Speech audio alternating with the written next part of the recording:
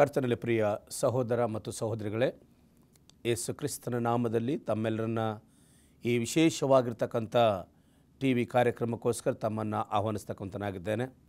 ವೀಕ್ಷಿಸ್ತಕ್ಕಂಥ ಪ್ರತಿಯೊಬ್ಬರಿಗೆ ನನ್ನ ಹೃದಯಪೂರ್ವಕವಾದ ವಂದನೆ ಸಲ್ಲಿಸ್ತಕ್ಕಂಥನಾಗಿದ್ದೇನೆ. ಇಂದು ನಾವು ಕಲಿತಕ್ಕಂಥ ಬಹಳ ಪ್ರಾಮುಖ್ಯವಾದ ಒಂದು ಸಂದೇಶ. ಈ ಲೋಕದಲ್ಲಿ ಪ್ರತಿಯೊಬ್ಬರೂ ನಮಗೆ ದಾರಿ ಗೊತ್ತಿಲ್ಲದೆ ನಾವು ಎಲ್ಲೆಲ್ಲೋ ಹೋಗ್ತಾ ಇದ್ದೇವೆ. ಆದರೆ ನಮಗೆ ಸರಿಯಾದ ದಾರಿ ಸಿಕ್ಕಾಗ ಎಷ್ಟು ಸಂತೋಷವಾಗ್ತದೆ. ಸಾವಿನ ಮರಣದಲ್ಲಿ ತಿರುಗಾಡ್ತಕ್ಕಂಥ ನಮ್ಮನ್ನು ಪ್ರತಿಯೊಬ್ಬರಿಗೆ ಗೊತ್ತು, ನಾವು ಒಂದಿನ ನಾವು ಸಾಯ್ತೇ ಎಂಬತಕ್ಕಂಥ ಒಂದು ಆಲೋಚನೆ. ಅದಕ್ಕೆ ಸತ್ಯವೇದದಲ್ಲಿ ಹೇಳ್ತದೆ, ಜೀವಿತರಿಗೆ ಸಾಯುತ್ತೇವೆಂಬ ತಿಳುವಳಿಕೆ ಉಂಟು, ಸತ್ತವರಿಗೆ ಯಾವ ತಿಳುವಳಿಕೆ ಇಲ್ಲ ಎಂಬುದಾಗಿ.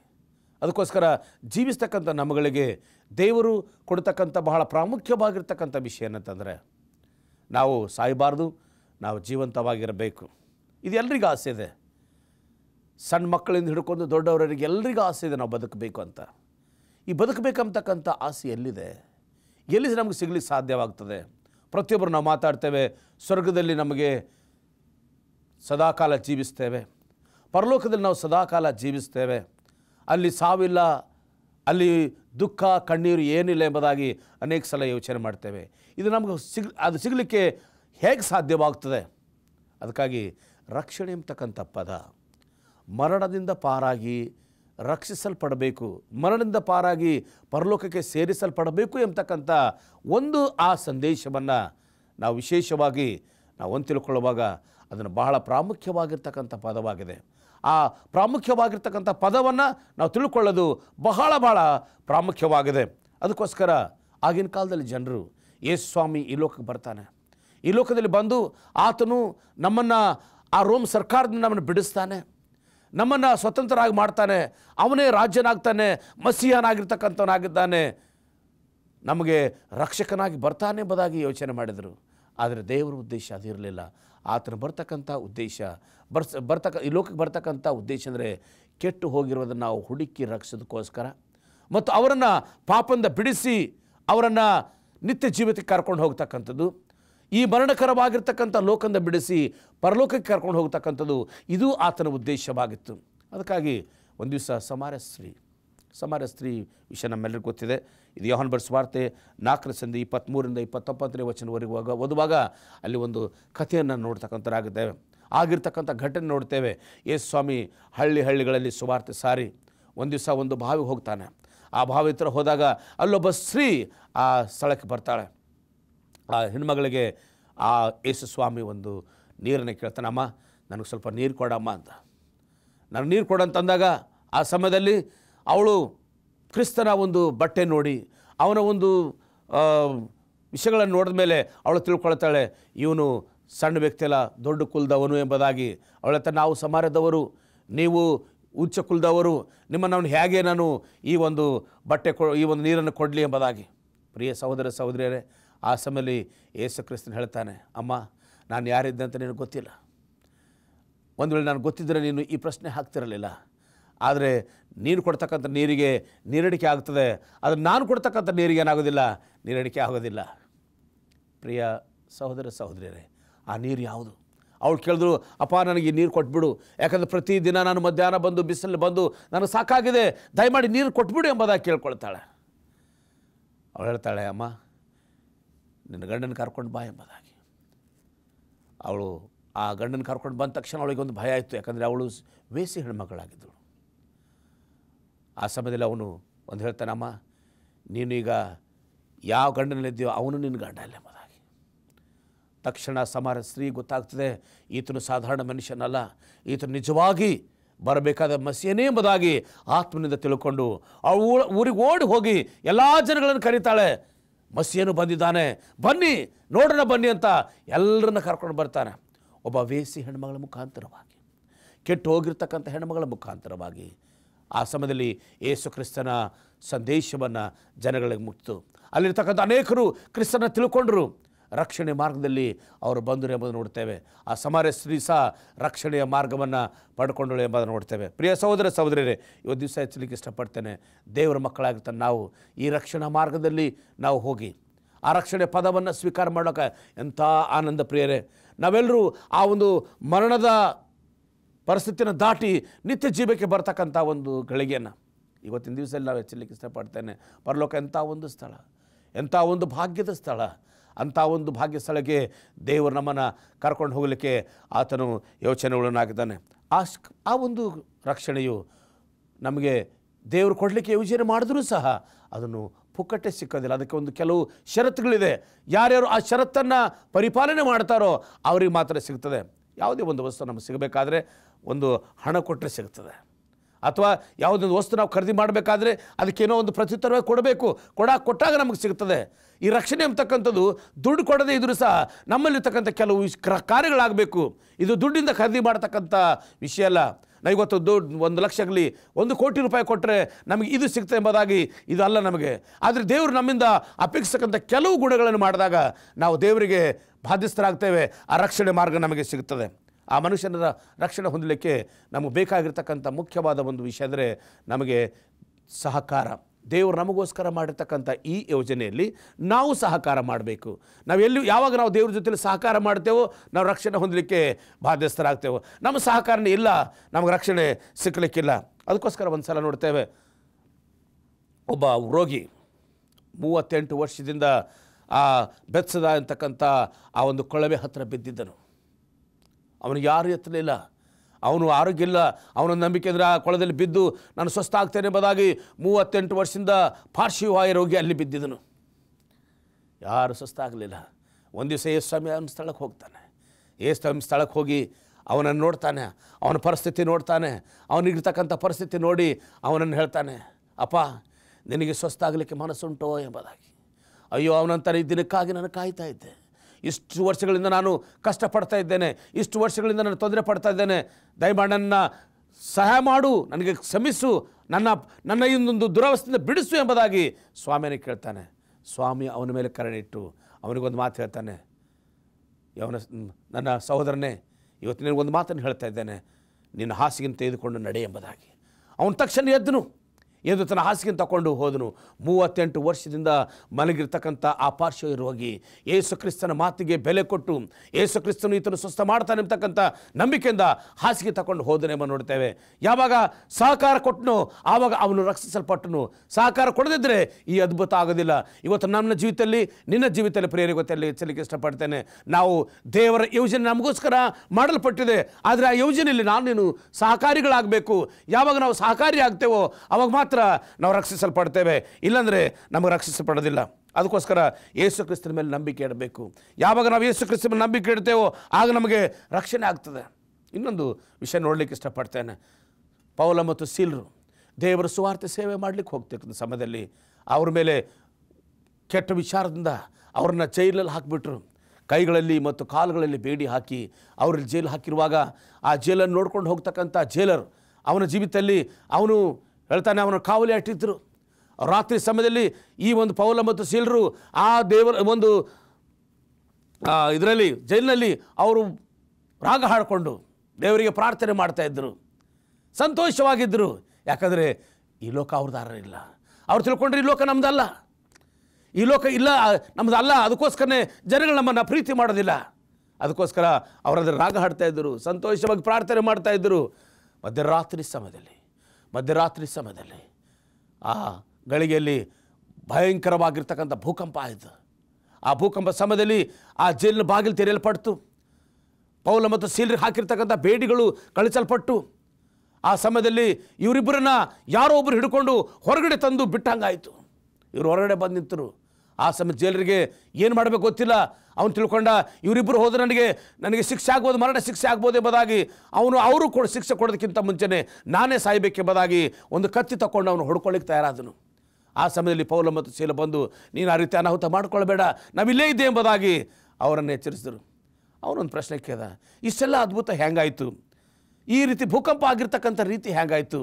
ಇಂಥ ಒಂದು ಭಯಂಕರವಾಗಿರ್ತಕ್ಕಂಥ ಬೇಡಿಗಳನ್ನು ಯಾವ ರೀತಿ ಕಳಿಸ್ಕೊಂಡು ಹೋದು? ಇಂಥ ಅದ್ಭುತ ಆಗಲಿಕ್ಕೆ ಕಾರಣ ಏನು? ಆಗ ಪೌಲ ಮತ್ತು ಸೀಲರಿಬ್ಬರು ಹೇಳ್ತಕ್ಕಂಥರಾಗಿದ್ದಾರೆ, ಇದು ನಮ್ಮಿಂದ ಆಗಿರ್ತಕ್ಕಂಥ ಕೆಲಸವಲ್ಲ, ಇದು ದೇವರಿಂದ ಆಗಿರ್ತಕ್ಕಂಥ ಕೆಲಸ. ಈ ದೇವರಿಂದ ಆಗಿರ್ತಕ್ಕಂಥ ಆ ಅದ್ಭುತ ನನ್ನ ಜೀವನದಲ್ಲಿ ಆಗಬೇಕಾದ್ರೆ ಏನು ಮಾಡಬೇಕು? ಅವ್ರು ಹೇಳ್ತಾರೆ, ಪೌಲ ಮತ್ತು ಸೀಲ ಹೇಳ್ತಾರೆ, ನೀನು ಯೇಸು ಸ್ವಾಮಿ ಮೇಲೆ ನಂಬಿಕೆ ಇಡು, ಆಗ ನೀನು ರಕ್ಷಣೆ ಹೊಂದಿವಿ, ನಿನ್ನ ಕುಟುಂಬದವರು ರಕ್ಷಣೆ ಹೊಂದ್ತಾರೆ ಎಂಬುದಾಗಿ. ಪ್ರಿಯ ಸಹೋದರ ಸಹೋದರಿಯರೇ, ಈ ಒಂದು ಪದ ಅವನಿಗೆ ಕೇಳಿದ ತಕ್ಷಣ ಭಾಳ ಖುಷಿಯಾಯಿತು, ಭಾಳ ಸಂತೋಷ ಆಯಿತು. ಅವನು ಜೈಲರು ತಾನು ತನ್ನ ಕುಟುಂಬವನ್ನು ಯೇಸು ಸ್ವಾಮಿಯನ್ನು ಸ್ವೀಕಾರ ಮಾಡಿಕೊಂಡರು ಮತ್ತು ನಿಜವಾದ ಭಕ್ತಿಯ ಜೀವಿತನ ನಡೆಸಿರು ಎಂಬುದಾಗಿ ನೋಡ್ತಕ್ಕಂಥರಾಗ್ತೇವೆ. ಅದಕ್ಕಾಗಿ ಪ್ರಿಯರೇ, ನಮ್ಮೆಲ್ಲರ ಸಹಕಾರ ಬಹಳ ಅವಶ್ಯಕತೆ ಇದೆ. ಯೇಸು ಕ್ರಿಸ್ತನನ್ನು ನಮ್ಮ ಸ್ವಂತ ರಕ್ಷಕನಾಗಿ ಅಂಗೀಕಾರ ಮಾಡಿಕೊಂಡು ಆ ರಕ್ಷಣೆ ಎಂಬತಕ್ಕಂಥ ಪದ ನಮ್ಮ ಜೀವಮಾನದಲ್ಲಿ ಅದು ಕಾರ್ಯರೂಪದಲ್ಲಿ ಬರಬೇಕು. ನಾವು ಆತನ ಮಕ್ಕಳಾಗಬೇಕು, ನಾವು ಆತನ ಮಾರ್ಗದಲ್ಲಿ ಜೀವಿಸಬೇಕಾದ್ರೆ ದೇವರು ನಮ್ಮಿಂದ ಅಪೇಕ್ಷಿಸ್ತಕ್ಕಂಥ ವಿಷಯ ಅಂದರೆ ನಾವು ಅದಕ್ಕೆ ಸಹಕಾರಿಯಾಗಬೇಕು. ಸಹಕಾರಿ ಇಲ್ಲದೆ ನಾವು ಏನು ಮಾಡೋದಿಲ್ಲ. ಉದಾಹರಣೆ, ಆಸ್ಪತ್ರೆಯಲ್ಲಿರ್ತಕ್ಕಂಥ ಒಬ್ಬ ರೋಗಿ, ಅವನಿಗೆ ಕಾಯಿಲೆ ಇದೆ, ಅವನಿಗೆ ಆಪರೇಷನ್ದು ಡೇಟ್ ಕೊಡಲ್ಪಟ್ಟಿದ್ದಾರೆ. ಆ ಡೇಟ್ ಕೊಟ್ಟಾಗ ಅವನ ಆಸ್ಪತ್ರೆಯಿಂದ ಬೇರೆ ಎಲ್ಲೋ ಓಡೋದ್ರೆ ಅವನಿಗೆ ಆಪರೇಷನ್ ಮಾಡಲಿಕ್ಕಾಗೋದಿಲ್ಲ. ಅವನು ಡಾಕ್ಟ್ರು ಹೇಳಿರ್ತಕ್ಕಂಥ ಔಷಧಗಳನ್ನು ಸರಿಯಾಗಿ ತೆಗೆದುಕೊ ಎಂಬುದಾಗಿ ಅವನಿಗೆ ಪ್ರಿಸ್ಕ್ರೈಬ್ ಮಾಡಿದಾಗ ಅವನು ಸರಿಯಾದ ಔಷಧ ತೆಗೆದುಕೊಳ್ಳದಿದ್ದರೆ ಅವನಿಗೆ ಕಾಯಿಲೆ ಸ್ವಸ್ಥ ಆಗೋದಿಲ್ಲ. ಡಾಕ್ಟ್ರು ಹೇಳಿದ ರೀತಿಯಲ್ಲಿ ಒಬ್ಬ ರೋಗಿ ಕೇಳಿದಾಗ ಮಾತ್ರ ಅವನ ಕಾಯಿಲೆ ಸ್ವಸ್ಥ ಆಗ್ತದೆ. ಯಾವ ರೀತಿ ಆ ರೋಗಿ ತನ್ನ ಕಾಯಿಲೆಯನ್ನು ಸ್ವಸ್ಥ ಮಾಡಿಸ್ಕೋಸ್ಕರ ಡಾಕ್ಟರ್ ಮಾತು ಕೇಳ್ತಾನೋ, ಅದೇ ರೀತಿ ನಮ್ಮ ರಕ್ಷಣೆ ಪಡೆದಕ್ಕೋಸ್ಕರ ನಾವು ಯೇಸು ಕ್ರಿಸ್ತನನ್ನು ನಮ್ಮ ಡಾಕ್ಟರು ವೈದ್ಯನು ಘನವೈದ್ಯನಾಗಿರ್ತಕ್ಕಂಥ ಆ ಯೇಸು ಸ್ವಾಮಿಯ ಮಾತನ್ನು ಕೇಳಬೇಕು. ಯಾವಾಗ ನಾವು ಆತನ ಮಾತು ಕೇಳ್ತೇವೋ ನಾವು ರಕ್ಷಿಸಲ್ಪಡ್ತೇವೆ. ಆತನ ಮಾತು ಮೀರಿದಾಗ, ಆತನ ಮಾತಿಗೆ ವಿರುದ್ಧವಾಗಿ ನಡ್ಕೊಂಡು ಹೋದಾಗ ನಾವು ಯಾವಾಗಲೂ ಆ ರಕ್ಷಣೆ ಮಾರ್ಗ ಸಿಕ್ಕಲಿಕ್ಕಿಲ್ಲ. ಪೇತ್ರನು ಯೇಸು ಸ್ವಾಮಿ ಶಿಷ್ಯನಾಗಿದ್ದನು. ಆತನು ಯೇಸುವಿನ ಶಿಷ್ಯನಾಗಿ ಯೇಸು ಸ್ವಾಮಿ ಜೊತೆಯಲ್ಲಿ ಬಹಳ ಒಂದಾಗಿ ಊಟ ಮಾಡಾಗ, ಕೂತ್ಕೊಳ್ಳಾಗ, ನಿಂದ್ರಾಗ, ಸೇವೆ ಮಾಡುವಾಗ ಎಲ್ಲ ಸಮಯದಲ್ಲಿ ಆತನಿದ್ದನು. ಒಂದು ದಿವಸ ಯೇಸು ಸ್ವಾಮಿ ಅವ್ರ ಮರೆ ಬೇರೆ ಕಡೆ ಇರುವಾಗ ಇವರು ದೋಣಿಯಲ್ಲಿ ಪ್ರಯಾಣ ಬೆಳೆಸ್ತಿರ್ತಕ್ಕಂಥ ಸಮಯದಲ್ಲಿ ಒಂದು ದೊಡ್ಡ ಬಿರುಗಾಳಿ ಬಂತು. ಬಿರುಗಾಳಿ ಬಂದಾಗ ಯೇಸು ಸ್ವಾಮಿ ಆ ನೀರಿನ ಮೇಲೆ ನಡೆದಿರ್ತಕ್ಕಂಥ ದೃಶ್ಯವನ್ನು ನೋಡಿದನು. ತಕ್ಷಣ ನೋಡ್ತಕ್ಕ ಸಮಯದಲ್ಲಿ ಮೊದಲು ತಿಳ್ಕೊಂಡಿದ್ದನು ದೇವ ಇರ್ಬೋದು, ಭೂತ ಇರಬಹುದು ಎಂಬುದಾಗಿ. ಆದರೆ ಯೇಸು ಸ್ವಾಮಿನ ಕಂಡುಕೊಂಡಾಗ ಯೇಸು ಸ್ವಾಮಿ ನೋಡಿದ ತಕ್ಷಣ ಹೇಳ್ತಾನೆ, ಸ್ವಾಮಿ, ನಾನು ನಿನ್ನ ತರಹ ನಿನ್ನ ರೀತಿಯಲ್ಲಿ ನಾನು ಸಹ ನೀರಿನ ಮೇಲೆ ನಡಿಬೇಕೆಂಬುದಾಗಿ ಆಸೆ ಭಾಳಿತ್ತು. ಸ್ವಾಮಿ ಹೇಳಿದನು, ನಿನ್ನಲ್ಲಿ ನಂಬಿಕೆ ಇದ್ದರೆ ನೀನು ಬಾ ಎಂಬುದಾಗಿ ಕರೆದನು. ಆ ಸಮಯದಲ್ಲಿ ಪೇತ್ರನು ತಕ್ಷಣ ಎದ್ದು ದೋಣಿಯಿಂದ ಹೊರಗಡೆ ಬಂದನು. ನೀರಿನ ಮೇಲೆ ನಡಿಲಿಕ್ಕೆ ಶುರು ಮಾಡಿದನು. ಯೇಸು ಸ್ವಾಮಿ ಕಡೆ ದೃಷ್ಟಿ ಇಟ್ಟನು. ಯೇಸು ಸ್ವಾಮಿ ನೋಡ್ತಾ ಆತನು ಸರಳವಾಗಿ ಹೋಗ್ತಾ ಇದ್ದನು. ಆಮೇಲೆ ಸ್ವಲ್ಪ ಹೊತ್ತಿನ ಆದಮೇಲೆ ಸ್ವಲ್ಪ ಅವನಿಗೆ ಮನಸ್ಸಲ್ಲಿ ಸ್ವಲ್ಪ ಒಂದು ಹೆಚ್ಚಳಿಕೆ ಬಂತು. ಅವನು ತಿರುಗಾಡಿ ನೋಡಿದನು, ನಾನು ಯಾವ ರೀತಿ ನಾನು ನೀರಿನ ಮೇಲೆ ನಡೀತಾ ಇದ್ದೇನೆ ಎಂಬುದಾಗಿ. ಆಮೇಲೆ ತನ್ನ ಶಿಷ್ಯರ ಕಡೆ ನೋಡಿದನು. ಶಿಷ್ಯರೆಲ್ಲ ದೋಣಿಯಲ್ಲಿ ಕೂತಿದ್ದಾರೆ, ಆಶ್ಚರ್ಯವಾಗಿ ನೋಡ್ತಾ ಇದ್ದಾರೆ. ಇವನಲ್ಲಿ ಒಂಥರ ಹೆಚ್ಚಳಿಕೆ ಬಂತು, ನಾನು ನೀರಿನ ಮೇಲೆ ನಡೀತಾ ಇದ್ದೇನೆ, ನಾನು ಯೇಸು ಕ್ರಿಸ್ತನ ಹಾಗೆ ನಡೆದಿದ್ದೇನೆ ಎಂಬುದಾಗಿ. ಯಾವಾಗ ಯೇಸು ಕ್ರಿಸ್ತನ ಮೇಲಿನ ದೃಷ್ಟಿಯನ್ನು ಅವನು ತೆಗೆದುಹಾಕಿದನು, ಅವನು ನೀರಿನಲ್ಲಿ ಮುಳುಗಲಿಕ್ಕೆ ಶುರು ಮಾಡಿದನು. ಪ್ರಿಯ ಸಹೋದರ ಸಹೋದರಿ, ಎಚ್ಚರಿಸಲಿಕ್ಕೆ ಇಷ್ಟಪಡ್ತೇನೆ. ದೇವರು ನಮಗೆ ಕೊಟ್ಟಿರ್ತಕ್ಕಂಥ ಈ ಒಂದು ಅವಕಾಶ ಸಮಯದಲ್ಲಿ, ನಮಗೆ ದೇವರು ಕೊಟ್ಟಿರ್ತಕ್ಕಂಥ ಆಶೀರ್ವಾದ ಸಮಯದಲ್ಲಿ, ನಮ್ಮಲ್ಲಿ ಬರ್ತಿರ್ತಕ್ಕಂಥ ಐಶ್ವರ್ಯದ ಸಮಯದಲ್ಲಿ, ನಮ್ಮ ಬಂದಿರತಕ್ಕಂಥ ಆಶೀರ್ವಾದ ನೋಡಿಕೊಂಡಾಗ ನಾವೇನು ಮಾಡ್ತೇವೆ, ಬೇರೆಯವರಿಗೆ ಕಡಿಮೆ ನೋಡಿ ನಾವು ಹೆಚ್ಚಿಸ್ಕೊಡ್ತೇವೆ. ಅಧಿಕಾರ ಬಂದಾಗ, ಐಶ್ವರ್ಯ ಬಂದಾಗ, ಆಸ್ತಿ ಬಂದಾಗ, ಅಂತಸ್ತು ಬಂದಾಗ ನಾವೇನು ಮಾಡ್ತೇವೆ, ಮತ್ತೊಬ್ಬರನ್ನ ಕೀಳು ನೋಡ್ತೇವೆ, ನಮ್ಮನ್ನು ನಾವು ಹೆಚ್ಚಿಸ್ಕೊಳ್ತೇವೆ. ಯಾವಾಗ ದೇವರ ಆಶೀರ್ವಾದವನ್ನು ನಾವು ನಮ್ಮ ಮನಸ್ಸಿನ ತೆಗೆದುಹಾಕಿ ನನ್ನ ಆಶೀರ್ವಾದ ಎಂಬುದಾಗಿ ತಿಳ್ಕೊಳ್ತೇವೋ ಆ ಸಮಯದಲ್ಲಿ ನಮ್ಮ ಜೀವಿತದಲ್ಲಿ ದೊಡ್ಡ ಸಮಸ್ಯೆಗೆ ನಾವು ಗುರಿಯಾಗ್ತೇವೆ. ನಾವು ಪೇತ್ರನ ಹಾಗೆ ಮುಳುಗಿ ಹೋಗ್ತೇವೆ. ಪ್ರಿಯರೇ, ನಾವು ಹೇಳೋದಿಲ್ಲ, ಪೇತ್ರನು ಆ ಸಮಯದಲ್ಲಿ ಎದ್ದು, ರಕ್ಷಕನೇ ನನ್ನನ್ನು ಕರುಣಿಸು, ಸ್ವಾಮಿ ನಜರೇತಿನ ಯೇಸುವೇ ನನ್ನನ್ನು ಕರುಣಿಸು ಎಂಬುದಾಗಿ ಕೂಗಲಿಕ್ಕೆ ಶುರು ಮಾಡಿದನು. ಸ್ವಾಮಿ ಆ ಸಮಯದಲ್ಲಿ ಅವನನ್ನು ನೋಡಿ ಅವನನ್ನು ಕೈ ಹಿಡಿದು ಮೇಲೆ ಕೆತ್ತದನ್ನು ನೋಡ್ತಕ್ಕಂಥರಾಗಿದ್ದೇವೆ. ಪ್ರಿಯ ಸಹೋದರ ಸಹೋದರಿಯರೇ, ಇವತ್ತು ದಿವಸ ನನ್ನ ನಂಬಿಕೆ, ನಿನ್ನ ನಂಬಿಕೆ ಎಷ್ಟು ಮಟ್ಟಿಗಿದೆ? ಎಷ್ಟು ಮಟ್ಟಿಗೆ ನಾವು ಆತನನ್ನು ಪ್ರೀತಿ ಮಾಡಿದ್ದೇವೆ? ಎಷ್ಟು ಮಟ್ಟಿಗೆ ಆತನ ಮೇಲೆ ನಂಬಿಕೆ ಇಟ್ಟಿದ್ದೇವೆ? ಯೇಸು ಸ್ವಾಮಿ ನಿನ್ನಿಂದ ಅಪೇಕ್ಷಿಸ್ತಕ್ಕಂಥ ಒಂದೇ ಒಂದು ವಿಷಯ, ನಾವು ಪಾಪಿಗಳಾಗಿದ್ದೇವೆ. ಪಾಪಿಗಳಾದ ನಮ್ಮನ್ನು ಆತನ ರಕ್ಷಿಸಲಿಕ್ಕೆ ಬಂದಾಗ, ನಾವು ಆತನ ಮಾತಿಗೆ ಬೆಲೆ ಕೊಡದೇ ಇರುವಾಗ, ಆತನ ಸಲಹೆಗೆ ನಾವು ಗುರುತು ಹಚ್ಕೊಳ್ಳದೆ ಹೋದಾಗ, ದೇವರ ವಾಕ್ಯಕ್ಕೆ ನಾವು ಬೆಲೆ ಕೊಡದೇ ಇರುವಾಗ ನಮ್ಮ ಜೀವಿತನ ನಾವು ಕಡಿಮೆ ಮಾಡ್ತೇವೆ. ನಾವು ಪಾಪಿಗಳಿದ್ದೇವೆ, ನಿಜ. ನಾವು ಪಾಪಿಗಳು ಮನುಷ್ಯರಾಗಿರ್ತಕ್ಕಂಥ ನಾವು ಪಾಪದಲ್ಲಿ ಬಲಹೀನತರಾಗಿದ್ದೇವೆ. ಪಾಪದ ಬಲಹೀನತೆ ನಮ್ಮಲ್ಲಿದೆ. ಒಂದನ್ನು ಹೇಳಿಕ್ಕೆ ಇಷ್ಟಪಡ್ತೇನೆ, ಯಾವ ಮನುಷ್ಯನು ಪಾಪ ಮಾಡೋದಿಲ್ಲ ಅವ ಮನುಷ್ಯನಲ್ಲ. ಯಾಕಂದರೆ ಮನುಷ್ಯನ ಸ್ವಭಾವದಲ್ಲಿ ಪಾಪ ಇದೆ. ಆದರೆ ಈ ಪಾಪದಿಂದ ತೊಳಿಲಿಕ್ಕೆ ಒಬ್ಬನು ಶಕ್ತಿನಾಗಿದ್ದಾನೆ. ನಮ್ಮಲ್ಲಿ ಪಾಪ ಇರ್ಬೋದು, ಪಾಪದ ಜೀವಿತ ಇರ್ಬೋದು, ನಾವು ಪಾಪದಲ್ಲಿ ಹುಟ್ಟಿರ್ಬೋದು. ಆದರೆ ಪಾಪವನ್ನು ಎಲ್ಲವನ್ನು ಶುದ್ಧಿ ಮಾಡಿ ನಮ್ಮನ್ನು ನೀತಿವಂತರಾಗಿ ಮಾಡಲಿಕ್ಕೆ ಒಬ್ಬನಿದ್ದಾನೆ, ಅವನು ಯೇಸು ಕ್ರಿಸ್ತನು. ಅದಕ್ಕೋಸ್ಕರ ಇವತ್ತು ಯೇಸು ಕ್ರಿಸ್ತನು ನಮ್ಮ ಒಂದು ಜೀವಿತದಲ್ಲಿ ಆತನು ಬಂದಿರುವಾಗ ಅದನ್ನು ತಿಳ್ಕೊಳ್ತಕ್ಕಂಥದ್ದು ನಮ್ಮೆಲ್ಲರ ಕರ್ತವ್ಯವಾಗಿದೆ. ಪ್ರಿಯ ಸಹೋದರ ಸಹೋದರಿಯರೇ, ಸತ್ಯವೇದಲ್ಲಿ ನೋಡ್ತಕ್ಕಂಥರಾಗಿದ್ದೇವೆ. ಯೇಸು ಕ್ರಿಸ್ತನ ಮರಣ ಸಮಯದಲ್ಲಿ, ಯೇಸು ಕ್ರಿಸ್ತನ ಕಾಲದಲ್ಲಿ ಯೇಸು ಯಾರೂ ಗುರುತು ಹಚ್ಚಲಿಲ್ಲ. ಯೇಸು ಕ್ರಿಸ್ತನು ಒಬ್ಬ ದೇಶದ್ರೋಹಿ ಎಂಬುದಾಗಿ ಕಂಡುಕೊಂಡರು. ಯೇಸುಸ್ವಾಮಿ ಅಂತ ದೈವದ್ರೋಹಿ ಎಂಬುದಾಗಿ ಆತನ ಮೇಲೆ ಒಂದು ಪಟ್ಟ ಕಟ್ಟಿದ್ರು. ಆತನು ಯಾರಂತ ಕಂಡುಕೊಂಡಿಲ್ಲ. ಅವರ ದೃಷ್ಟಿಯಲ್ಲಿ ಒಂದೇ ತಿಳ್ಕೊಂಡಿದ್ರು, ಇವನು ಜನಗಳನ್ನು ಒಲಿಸ್ಕೊಳ್ತಾ ಇದ್ದಾನೆ, ಜನಗಳು ತನ್ನ ಕಡೆ ತಿರುಗಿಸ್ಕೊಳ್ತಾನೆ, ಇವನೇನಾದರೂ ಒಂದು ರಾಜ್ಯ ಕಟ್ಬೋದು ಎಂಬುದಾಗಿ ತಪ್ಪು ತಿಳ್ಕೊಂಡಿದ್ರು. ಆತ ಹೇಳ್ತಾನೆ, ನಾನು ಈ ಲೋಕದಲ್ಲಿ ಬಂದಿದ್ದು ರಾಜ್ಯ ಕಟ್ಟಲಿಕ್ಕೋಸ್ಕರವಲ್ಲ. ನಾನು ಈ ಲೋಕದಲ್ಲಿ ಬಂದು ನಾನು ನಿಮ್ಮಲ್ಲಿ ಭೇದ ಉಂಟು ಮಾಡಲಿಕ್ಕೆ ಬಂದಿಲ್ಲ. ಯಾಕಂದರೆ ನನ್ನ ರಾಜ್ಯನೇ ಬೇರೆ, ನಿಮ್ಮ ರಾಜ್ಯನೇ ಬೇರೆ. ಈ ಲೋಕದಲ್ಲಿರ್ತಕ್ಕಂಥ ರಾಜ್ಯ ಗಲಿಬಿಲಿ ಮಾಡ್ತಕ್ಕಂಥ ರಾಜ್ಯ, ಈ ಲೋಕದಲ್ಲಿರ್ತಕ್ಕಂಥ ರಾಜ್ಯಕ್ಕೆ ಅನೇಕರನ್ನು ಹಾಳು ಮಾಡ್ತಕ್ಕಂಥದ್ದು, ತಮ್ಮನ್ನು ತಾವು ಹೆಚ್ಚಿಸ್ಕೊಳ್ತಕ್ಕಂಥದ್ದು, ತಾವೇ ಮೇಲೆ ಬರ್ತಕ್ಕಂಥ ಇದು ರಾಜ್ಯಕ್ಕೆ. ಅದು ನನ್ನ ರಾಜ್ಯ ಹಾಗಲ್ಲ. ನಾನು ಎಲ್ಲಿ ಪ್ರೀತಿ ಇದೆಯೋ, ಎಲ್ಲಿ ನಂಬಿಕೆ ಇದೆಯೋ, ಎಲ್ಲಿ ವಿಶ್ವಾಸವಿದೆಯೋ, ಎಲ್ಲಿ ಶಾಂತಿ ಇದೆಯೋ, ಎಲ್ಲಿ ಶಾಶ್ವತವಾದ ಜೀವಿತ ಇದೆಯೋ, ಅದೇ ನನ್ನ ರಾಜ್ಯ. ಯೇಸುಸ್ವಾಮಿ ಹೇಳ್ತಕ್ಕಂಥ ಈ ಲೋಕದ ರಾಜ್ಯ ವಿಷಯದಲ್ಲಿ ಮಾತಾಡ್ತಲ್ಲ, ಆತನು ಮಾತಾಡಿದ್ದು ಪರಲೋಕ ವಿಷಯದಲ್ಲಿ. ಆ ಪರಲೋಕ ರಾಜ್ಯದ ಸಮಸ್ಯೆಗೋಸ್ಕರ ಸ್ವಾಮಿ ಮಾಡ್ತಾ ಇದ್ದಾನೆ. ಈ ಜನ ಇದನ್ನು ಅರ್ಥ ಮಾಡ್ಕೊಳ್ಳಿಲ್ಲ. ಜನಗಳು ಆತನನ್ನು ಕೀಳಾಗಿ ತಿಳ್ಕೊಂಡು ಅವನನ್ನು ಶಿಲುಬೆಗೆ ಹಾಕಿದ್ರು ಎಂಬುದನ್ನು ನೋಡ್ತೇವೆ. ಶಿಲುಬೆಗೆ ಹಾಕತಕ್ಕಂಥ ಸಮಯದಲ್ಲಿ ಕೈಯಲ್ಲಿ ಮೊಳೆಗಳು, ಕಾಲಲ್ಲಿ ಮೊಳೆಗಳು, ತಲೆ ಮೇಲೆ ಮುಳ್ಳಿನ ಕಿರೀಟ, ಅನೇಕ ಹಿಂಸೆಯನ್ನು ಕೊಡ್ತಾಯಿದ್ರು. ಅವನಿಗಾಗಿ ದುಃಖ ಪಡ್ತಕ್ಕಂಥವ್ರು ಯಾರಿಲ್ಲ, ಎಲ್ಲರೂ ಭಯಪಟ್ಟು ಓಡಿ ಹೋದರು. ಯೇಸು ಸ್ವಾಮಿ ಸ್ವಂತ ಶಿಷ್ಯರು ಆತನ ಬಿಟ್ಟು ಓಡಿ ಹೋದರು. ಯಾಕಂದರೆ ಅವರಿಗೂ ಏನಾದರೂ ಅನಾಹುತ ಆಗ್ಬೋದು ಎಂಬುದಾಗಿ. ಪೇತ್ರನು ಅವನು ತನ್ನ ಜೀವಿತದಲ್ಲಿ ನನಗೆ ಎಲ್ಲಿ ಇವನ ಜೊತೆಲಿದ್ದರೆ ನನಗೆ ಶಿಕ್ಷೆ ಆಗ್ಬೋದು ಎಂಬುದಾಗಿ ತಿಳ್ಕೊಂಡು ನನಗೆ ಯೇಸುಸ್ವಾಮಿನ ಗೊತ್ತಿಲ್ಲ ಎಂಬುದಾಗಿ ಹೇಳಿದನು. ಇಸ್ಕರಿಯೋತನು ಯೇಸುಸ್ವಾಮಿಯನ್ನು ಮಾರಿಬಿಟ್ಟನು. ಆದರೆ ಯೇಸುಸ್ವಾಮಿಯನ್ನು ಗುರುತಿಡ್ತಕ್ಕಂಥವನು ಶಿಲುಬೆದ ಮೇಲೆ ಒಬ್ಬನು, ಅವನು ಕಳ್ಳನು. ಯೇಸುಸ್ವಾಮಿಗೆ ಶಿಲುಬೆಗೆ ಹಾಕಿದಾಗ ಎಡಗಡೆ ಒಬ್ಬ ಕಡೆ ಒಬ್ಬನು, ಬಲಗಡೆ ಒಬ್ಬನು, ಎರಡೂ ಕಡೆ ಒಬ್ಬೊಬ್ಬ ಕಳ್ಳನ್ನು ಹಾಕಿದರು. ಮಧ್ಯದಲ್ಲಿ ಯೇಸುಸ್ವಾಮಿಯನ್ನು ಹಾಕಿದರು.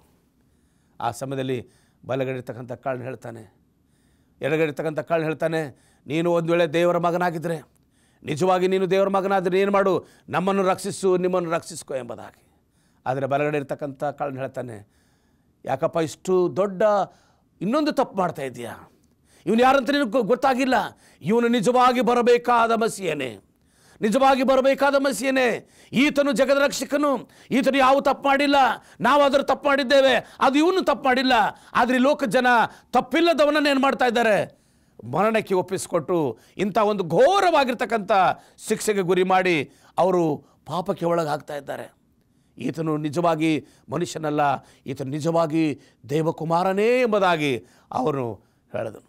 ಆತನು ದೇವಕುಮಾರನೇ ಎಂಬತಕ್ಕಂಥ ಹೇಳ್ತಕ್ಕಂಥ ಮಾತನ್ನು ಅವನು ಮನಸ್ಪೂರ್ವಕವಾಗಿ ಹೇಳಿದಾಗ, ಮನಸ್ಪೂರ್ವಕವಾಗಿ ತಿಳ್ಕೊಂಡಿರುವಾಗ ಯೇಸು ಕ್ರಿಸ್ತನಿಗೆ ಬಹಳ ಸಂತೋಷ ಆಯಿತು. ಆ ಶಿಲುಬೆದ ಮೇಲೆ ನೋವನ್ನು ಸ್ವಲ್ಪ ಹೊತ್ತು ಕಾಲ ಮರೆತು ಹೋದನು. ಈ ಲೋಕದಲ್ಲಿ ನಾನು ರಕ್ಷಕನಾಗಿ ಬಂದಿದ್ದು, ಇಲ್ಲಿ ಒಬ್ಬನು ವ್ಯಕ್ತಿ ಇದ್ದಾನೆ, ಇವನು ನಾನು ತಿಳ್ಕೊಂಡಿದ್ದಾನೆ.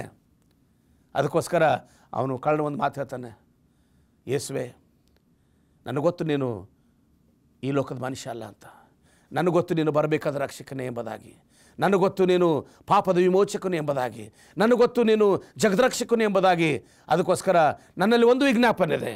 ಆ ವಿಜ್ಞಾಪನೆ ಏನಂದರೆ, ನಿನ್ನ ರಾಜ್ಯವನ್ನು ಪಡೆದವನಾಗಿ ಬರುವಾಗ, ನಿನ್ನ ರಾಜ್ಯವನ್ನು ಪಡೆದವನಾಗಿ ಬರುವಾಗ ನನ್ನನ್ನು ಸ್ವಲ್ಪ ನೆನೆಸ್ಕೋಪ್ಪ ಅಂದರು. ಓ ಸ್ವಾಮಿ ಒಂದು ಮಾತು ಹೇಳ್ತಾನೆ, ನನ್ನ ಸಹೋದರನೇ, ಇವತ್ತು ನೀನು ವಾಗ್ದಾನ ಮಾಡ್ತೇನೆ, ನೀ ನನ್ನ ಜೊತೆಯಲ್ಲಿ ಪರದೇಶದಲ್ಲಿ ಇರುವಿ ಎಂಬುದಾಗಿ.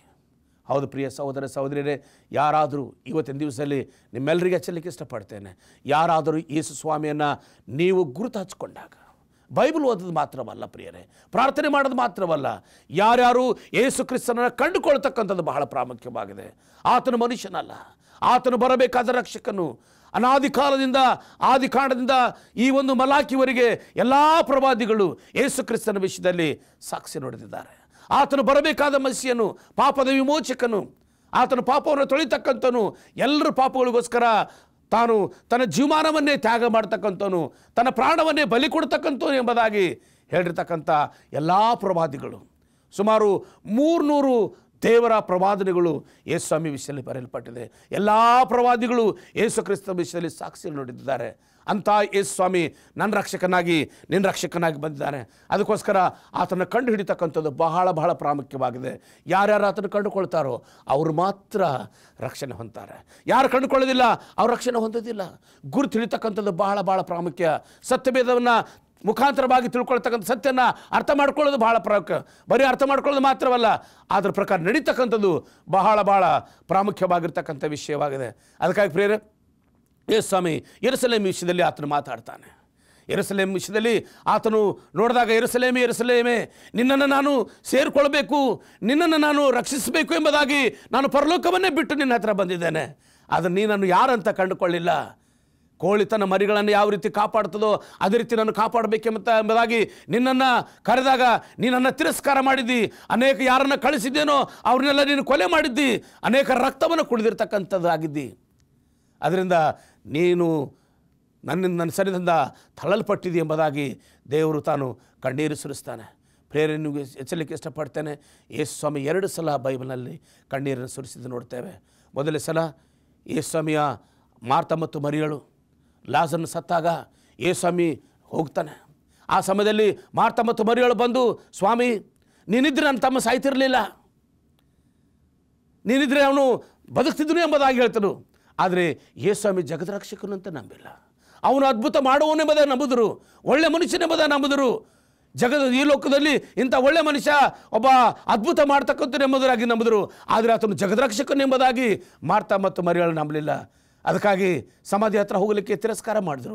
ಅದು ಯೇಸು ಸ್ವಾಮಿ ಸಮಾಧಿ ಹತ್ರ ಹೋಗಿ ಲಾಜರನ ಸಮಾಧಿ ಹತ್ರ ನಿಂತ್ಕೊಂಡು, ಲಾಜರನೇ ಎದ್ದು ಬಾ ಎಂಬುದಾಗಿ ಕರೆದನು. ಪ್ರಿಯರೇ, ಇವತ್ತು ನಾನು ನೀನು ಸತ್ತ ಪರಿಸ್ಥಿತಿಯಲ್ಲಿ ಇರುವಾಗ ನಿನ್ನ ಸ್ವಾಮಿ ಕರೀತಾ ಇದ್ದಾನೆ, ನನ್ನ ಮಗನೇ ನನ್ನ ಮಗಳೇ ನೀನು ಎದ್ದೇಳಿ ಬಂದು ಬನ್ನಿ, ಮರಣಕರವಾಗಿರ್ತಕ್ಕಂಥ ಜೀವಿತ ಬಾ, ನೀನು ಸತ್ತವರನ್ನು ಬಿಟ್ಟು ಏಳು ಎಂಬುದಾಗಿ ಸ್ವಾಮಿ ಕರೀತಾ ಇದ್ದಾನೆ.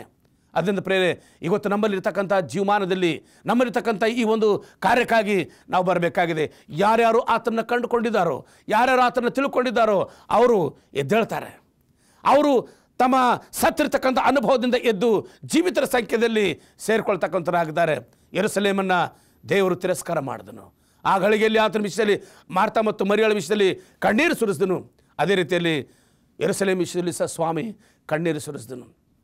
ಯೆರೂಸಲೇಮ್ ಪಟ್ಟಣ ಸ್ವೀಕಾರ ಮಾಡಿದ್ರೆ, ಅದರಿಂದ ಪ್ರೇರೆ, ಯಾರ್ಯಾರು ಆತನ ಸ್ವೀಕಾರ ಮಾಡಿಕೊಂಡಿದ್ದಾರೋ, ಯಾರ್ಯಾರು ಆತನನ್ನು ನಂಬಿದಾರೋ, ದೇವರು ಅವರಿಗೆ ವಿಶೇಷವಾಗಿರ್ತಕ್ಕಂಥ ಆಶೀರ್ವಾದ ಕೊಡ್ತಕ್ಕಂಥನಾಗ್ತಾನೆ. ಅದಕ್ಕೆ ಪೌಲ್ ಹೇಳ್ತಾನೆ, ಅಯ್ಯೋ ನಾನು ಎಂಥ ದುರ್ವದಸ್ಥೆಯಲ್ಲಿ ಬಿದ್ದ ಮನುಷ್ಯನು, ಇಂಥ ಮರಣಕರವಾದ ಮರಣಕ್ಕೆ ಒಳಗಾದ ಈ ದೇಹದಿಂದ ನನ್ನನ್ನು ಬಿಡಿಸುವವರು ಯಾರು ಎಂಬುದಾಗಿ ರೋಮಾಯ 7:24 ಹೇಳ್ತದೆ. ಪ್ರೇರೆ, ಇವತ್ತು ದಿವಸದಲ್ಲಿ ದುರ್ವಸ್ಥೆಯಲ್ಲಿ ಬಿದ್ದಿರ್ತಕ್ಕಂಥ ನಮ್ಮನ್ನು ಕಾಪಾಡ್ತಕ್ಕಂಥ ದೇವರು ನಮ್ಮ ಜೊತೆಯಲ್ಲಾಗಿದ್ದಾನೆ. ಆತ ನಮ್ಮನ್ನು ವಿಮೋಚಿಸಲಿಕ್ಕೆ ಆತನು ತಯಾರಾಗಿದ್ದಾನೆ, ಕಾಪಾಡಲಿಕ್ಕೆ ತಯಾರಾಗಿದ್ದಾನೆ, ಒಂದು ಹೊಸ ವಿಷಯನ ಕೊಡಲಿಕ್ಕೆ ತಯಾರಿದ್ದಾನೆ. ಅದಕ್ಕೆ ಒಂದೇ ಒಂದು ಕಂಡೀಷನ್ ಅಂದರೆ ಯೇಸು ಕ್ರಿಸ್ತನನ್ನು ಗುರುತು ಹಚ್ಕೊಳ್ತಕ್ಕಂಥದ್ದು, ಯೇಸು ಕ್ರಿಸ್ತನನ್ನು ಕಂಡುಕೊಳ್ತಕ್ಕಂಥದ್ದು. ಯಾರ್ಯಾರು ಯೇಸು ಕ್ರಿಸ್ತನನ್ನು ಕಂಡುಕೊಳ್ತಾರೋ ಅವರು ಮಾತ್ರ ರಕ್ಷಣೆ ಹೊಂದ್ತಾರೆ. ಅದಕ್ಕಾಗಿ ಅಪೊಸ್ತಲರ ಕೃತ್ಯ 4:12 ಹೇಳ್ತದೆ, ಬರಬೇಕಾದ ರಕ್ಷಣೆಯು ಇನ್ಯಾರಲ್ಲೂ ಸಿಕ್ಕುವುದಿಲ್ಲ, ಆ ಹೆಸರಿನಿಂದ ಯೇಸು ಕ್ರಿಸ್ತನ ಹೆಸರಿನಿಂದಲೇ ಹೊರತು ಆಕಾಶದ ಕೆಳಗೆ ಮನುಷ್ಯರೊಳಗೆ ಕೊಡಲ್ಪಟ್ಟಿರ್ತಕ್ಕಂಥ ಬೇರೆ ಯಾವ ಹೆಸರಿನಿಂದಲೂ ರಕ್ಷಣೆ ಇಲ್ಲ ಎಂಬುದಾಗಿ. ಹೌದು ಪ್ರಿಯರೇ, ಸಹೋದರ, ಇವತ್ತಿನ ದಿವಸ ದೇವರು ನಿನ್ನನ್ನು ಕರಿತಾ ಇದ್ದಾನೆ. ನಾನು ನೀನು ದೇವರ ಮಗಳಾಗಿ ಮತ್ತು ಮಗನಾಗಿರಬೇಕು. ಆ ರಕ್ಷಣೆ ಯೋಜನೆಯಲ್ಲಿ ನಾವು ಜೀವಿಸಬೇಕು. ಅಂಥ ಒಂದು ಯೋಜನೆಯಲ್ಲಿ ದೇವರು ನಮ್ಮನ್ನು ಆಶೀರ್ವಿಸಲಿ ಎಂಬುದಾಗಿ ನಾವು ಪ್ರಾರ್ಥನೆ ಮಾಡಿಕೊಳ್ಳೋಣ. ನಮ್ಮನ್ನು ಬಹಳವಾಗಿ ಪ್ರೀತಿ ಮಾಡಿದ ಪರಲೋಕ ತಂದೆಯ ದೇವರೇ, ನಿನ್ನ ನಾಮಕ್ಕೆ ಸ್ತೋತ್ರವಾಗಲಿ. ದೇವಾರನಿಗೆ ಸ್ತೋತ್ರವ. ಈ ಸಮಯದಲ್ಲಿ ಈ ರಕ್ಷಣೆಯ ಪದದಿಂದ ಮಾನವರಿಗಾಗತಕ್ಕಂಥ ಒಂದು ಉತ್ತಮವಾದ ಅನುಭವವನ್ನು ತಿಳಿಯಪಡಿಸಿದೆ, ಅದಕ್ಕಾಗಿ ಸ್ತೋತ್ರ. ಕಳ್ಳನ್ನು ನಿನ್ನನ್ನು ಸ್ವೀಕಾರ ಮಾಡಿಕೊಂಡ ರೀತಿಯಲ್ಲಿ ಸ್ವಾಮಿ, ಹೌದು ಕರ್ತನಾದ ದೇವರು, ನಾವು ನಿನ್ನ ಸ್ವೀಕಾರ ಮಾಡಿಕೊಳ್ಳುವಾಗ ಸಹಾಯ ಮಾಡು.